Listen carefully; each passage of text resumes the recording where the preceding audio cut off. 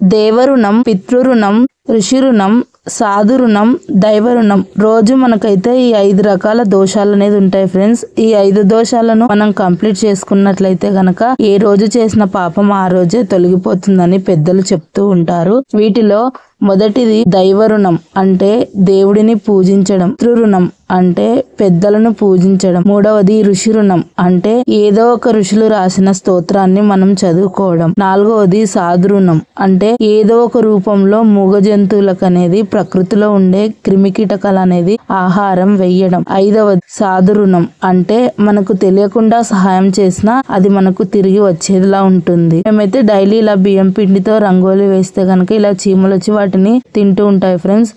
అందరికీ శ్రావణ సోమవార శుభాకాంక్షలు, అలాగే నాగుల చవితి శుభాకాంక్షలు. మీ ఇంట్లో పండుగ ఏ విధంగా జరుపుకున్నారనేది కామెంట్ చేయడం మర్చిపోకండి. శ్రావణ మాసంలో శ్రవణ నక్షత్రంలో చంద్రుడు ఉంటారు కాబట్టి మహాలక్ష్మీదేవికి చంద్రుడు అంటే తమ్ముడితో సమానం కాబట్టి ఎంతమంది శ్రావణ మాస పూజలు జరుపుకుంటున్నారు.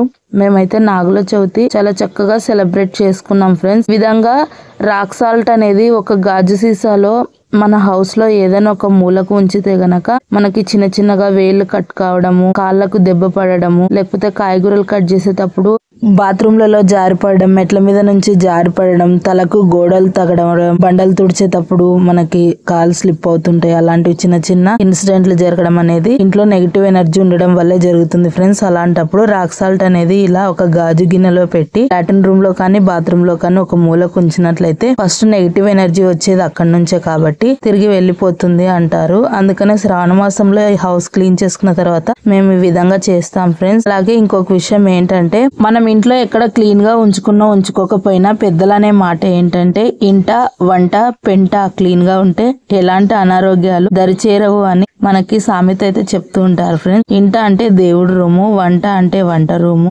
పెంట అంటే మనము బాత్రూమ్ కానివ్వండి, లాట్రిన్ రూమ్ కానివ్వండి, ఇవి ఒక్కటి మాత్రం మనము క్లీన్ గా ఉంచుకున్నట్లయితే గనక మనకి క్లీన్ చేసుకునే టైం లేకున్నప్పుడు ఈ విధంగా మనం ఉంచుకున్నట్లయితే మనకి ఎలాంటి అనారోగ్యాలు అనేవి దరి చేరవు.